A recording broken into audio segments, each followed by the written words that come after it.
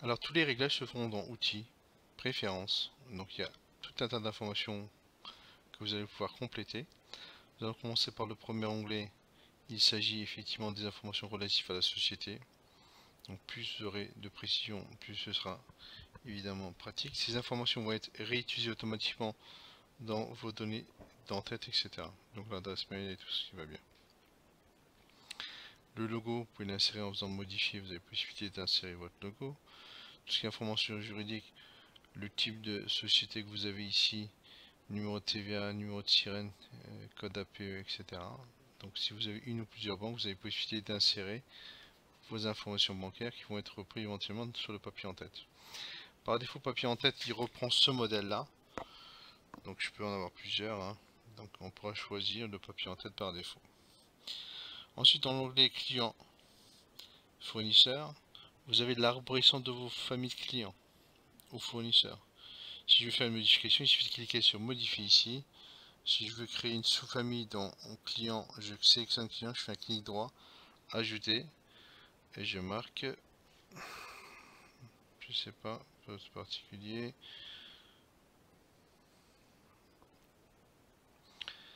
épicerie, pardon. Donc ça permet de générer une sous-catégorie de famille qui s'appelle épicerie. Alors ça, je peux encore sous épicerie avoir une sous-famille.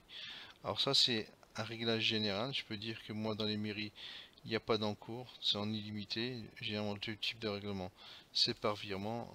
Voilà, tout ça, c'est paramétrable.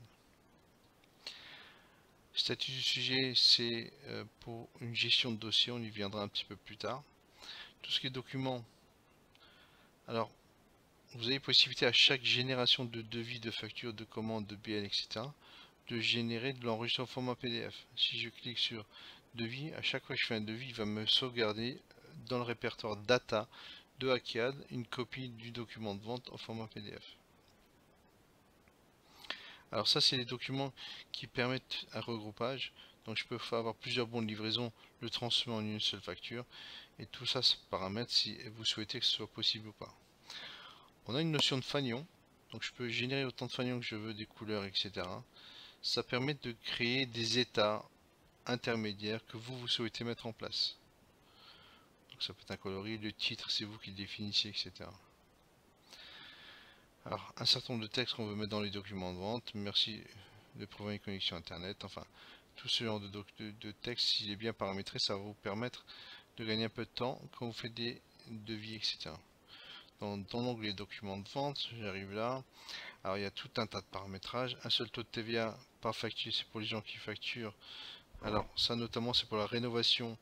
Quand vous avez du 20% qui passe à 5,5 quand c'est de la rénovation, ce type d'option doit être activé. Facturation TTC pour les gens qui facturent le particulier, il veut voir par ligne le TTC, il suffit de cocher ici. Gestion de colissage, il y aura une présentation détaillée là-dessus. Ça concerne vraiment les grossistes qui font du gestion des colis, des palettes, des lots, etc. Alors sauvegarde directement après chaque ligne, ça permet de faire quoi? Si on a plusieurs à facturer en même temps, ça permet de déstocker à chaque fois que je mets un produit dans mon document de vente. Ça permettra aussi à la personne en face de dire ah, il y en a deux qui ont été vendus, il m'en reste plus que 5. Utilisation des numérotations de chapitre pour ligne de facture, ça c'est pour des gestions de projet. Activer le blocage des commandes, alors une commande, on peut bloquer la commande, une commande qui arrive. Ça, il y a plusieurs manières de passer commande dans nos solutions. Donc soit c'est une saisie manuelle, soit vous avez des solutions iPad qui permettent à des commerciaux de passer commande et les commandes arrivent directement sur la gestion commerciale. Et on peut faire en sorte de bloquer pour que personne puisse modifier ses commandes, garder une trace de l'original. Ensuite, afficher les codes fabricants des produits. On peut associer, on a une notion de fabricant ou de producteur. Donc c'est des choses qu'on peut renseigner également sur effectivement les documents de vente et pareil par rapport aux délais de livraison. Alors référence produit du client par ligne, ça permet de générer ou d'afficher la référence, votre code interne sur chaque document de vente. Voilà, vous avez un certain nombre d'informations relativement au pack. Donc le pack c'est quoi? C'est que si j'ai un pack complet avec ordinateur, écran, clavier, souris, ça me génère un pack. Ça va me donner un tarif général complet du pack, mais pas détaillé. Ce type de choses, vous avez possibilité de paramétrer. Utiliser le format RTF permet, quand vous saisissez un produit, de mettre du coloris, du gras, etc. Et ça, c'est des choses qui vont s'imprimer automatiquement dans les documents de vente. Les coûts extra, ça concerne si vous voulez rajouter des frais qui sont relatifs à une facture. Alors ça, c'est souvent utilisé dans les factures d'achat, mais éventuellement dans les factures de vente. Dans les factures d'achat, je reçois une facture fournisseur, j'ai des frais de livraison, j'ai des frais de dédouanement. Ce type de choses peut être paramétré. Et c'est des choses qui ont été rajoutées aussi sur la partie vente. Alors tout ce qui est en cours client, donc le client, il y a une alerte par défaut actuellement, ça s'affiche. En disant que quand le client a dépassé l'encours maximum, il y a une alerte. On peut aller jusqu'au blocage. Y a-t-il du conditionnement, oui ou non? Et les reflets des coûts supplémentaires. Ce que je disais tout à l'heure, c'est que il y a un moment sur une facture de vente ou facture d'achat, je mets des frais annexes à ce document de vente. Bah, automatiquement, ça va me rajouter des frais sur le prix de revient au prorata de la valeur du produit.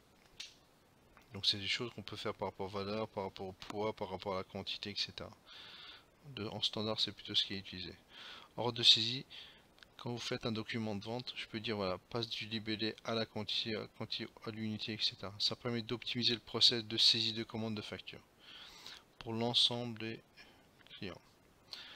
Passons à l'onglet devis. On peut utiliser effectivement le mot proforma à la place du mot devis pour certains qui travaillent en version proforma. Bon pour accord, ça concerne l'onglet où il y a un rectangle où vous avez possibilité de faire signer client. Dans l'onglet commandes, le tri automatique des commandes qui viennent de l'extérieur se font par rapport à l'emplacement. Ce que j'avais expliqué dans une vidéo précédente, c'est qu'on peut gérer les emplacements pour chaque produit. Et donc quand la commande elle arrive de façon mélangée, les commandes sont automatiquement triées par emplacement. Donc ça peut être par famille, par catégorie, etc. Les bons de livraison, donc je peux mettre une note informative par rapport aux bons de livraison. Tout ce qui est facturation, éventuellement du texte spécifique par rapport aux durées à la date de règlement, etc., etc. Donc le système peut également calculer la date d'échéance automatiquement par rapport aux paramètres que vous avez mis dans la fiche client. Si vous avez dit qu'il avait 15 jours pour régler, ben, il va prendre la date d'aujourd'hui et rajouter 15 jours d'échéance. Ça, c'est les paramétrages relatifs à l'impression. Donc l'objet de la facture, je peux décider de l'imprimer ou pas. Ensuite, pareil, imprimer l'adresse de livraison. Donc je peux avoir une adresse de livraison et une adresse de facturation, qui ne sont pas forcément les mêmes. Donc là, vous avez aussi ne pas imprimer les prix à 0. Si un produit que vous avez mis à 0, il n'y aura pas marqué 0, mais la partie tarifaire sera vide. Imprimer les codes barres sur les produits, ça c'est assez pratique des fois. Quand vous avez une facture à faire à un client qui souhaite les codes barres, je peux directement insérer les codes barres dans le document de vente. Pareil, concernant la liste des règlements, on peut associer aussi un devis qui est transformé en facture ou en BL, avoir le numéro de devis qui suit le document de vente. Ça permet de tracer quel est le numéro de devis, quel est le numéro de vente. Pareil, ça c'est quelque chose qui est très utilisé, c'est imprimer la liste des factures non soldées. À chaque fois que je fais une facture, automatiquement, en bas à gauche de la facture, vous aurez un rappel de toutes les factures qui sont ouvertes, qui sont en cours. Formule de calcul de commission, principalement utilisée pour les clients qui ont des commerciaux sur le terrain et qui les commissionnent par rapport à leur vente. Passons à l'onglet document d'achat. Document d'achat, je peux mettre des notes relatives aux commandes d'achat et pied de page également. Au niveau de la saisie, alors je ne vais pas repasser tout en revue, mais vous avez un certain nombre d'informations. C'est écrit dessus, c'est des paramétrages préférentiels.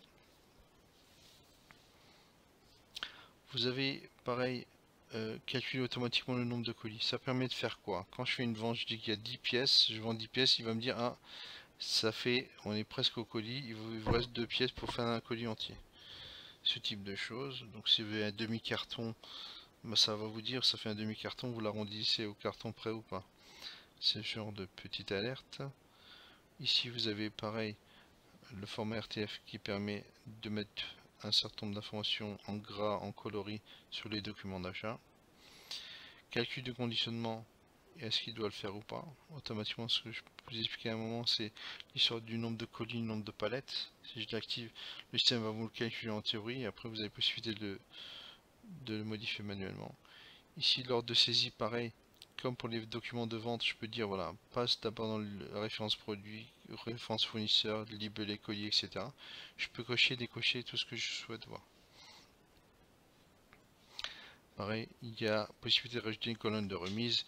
Il y a des clients qui souhaitent l'afficher ou pas, donc vous avez possibilité de les saisir ou éventuellement de ne pas les montrer. Concernant les commandes d'achat, pareil, je peux mettre un certain nombre d'informations par défaut sur les commandes d'achat. En disant nous livrer que les lundis, je mets ça sur mes commandes d'achat, c'est ce qui va être retrouvé. Réglage des commandes automatiques. Alors, on a une notion de seuil de commande minimum pour les commandes automatiques. Ça, on y viendra un peu plus tard. Dans l'onglet, il y aura un répertoire, une formation, pardon, sur la partie commande fournisseur. Les coûts et les extra coûts, c'est quoi? Ce que j'ai à un moment expliqué, c'est que sur les factures fournisseurs, si vous avez des frais de livraison, des frais de dédouanement, bah automatiquement, il va le calculer au prorata de ce qui est paramétré.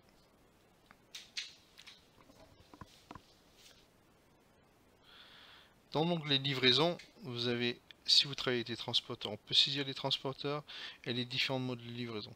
Par défaut, vous avez enlèvement, livraison. On peut associer un client à un type de livraison. Je rentre dans l'onglet produit. Vous avez possibilité de définir une longueur maximum de la désignation courte. Alors ça, c'est principalement utilisé pour les clients qui ont l'option caisse enregistreuse. Par défaut, sur les tickets de caisse, c'est en 20 caractères. Donc je peux définir un libellé pour le conditionnement et générer automatiquement des codes barres pour chaque produit. Donc à chaque saisie d'un nouveau produit, le système peut me générer un code barre interne. Donc ça, c'est souvent utilisé dans le secteur du vestimentaire où les clients veulent générer ses propres étiquettes. Attributs produits, exemple taille couleur. Donc je peux avoir pour chaque société définir un certain nombre d'attributs qui vous intéressent, permettre de les rajouter vous-même. Famille de produits, alors on arrive un petit peu à la même chose que tout à l'heure pour les clients. Moi je vais modifier, je peux cliquer dans une sous-famille, canette par exemple, et ça va me générer une sous-famille. Donc je peux générer toute l'arborescence. Alors ce qui va être très important également ici, c'est que je vous conseille fortement de chaque famille de paramétrer l'unité de vente par défaut, le type d'article, si vous êtes plusieurs décimales après la virgule, et la TVA associée. Alors pourquoi? Parce que lors de la saisie, ça va vous faire gagner du temps. Le fait de choisir une famille canette, automatiquement, il va vous ramener l'ensemble des paramétrages. Alors ce que vous voyez ici, vous avez un onglet. Alors permettre l'utilisation des titres resto, ça c'est important aussi. Pour les clients qui utilisent les titres resto, vous êtes obligé de sélectionner chaque famille de produits où vous avez autorisation d'utiliser les titres restaurant. L'histoire de l'atelier en bas, ça permet, c'est pour rapport au module production.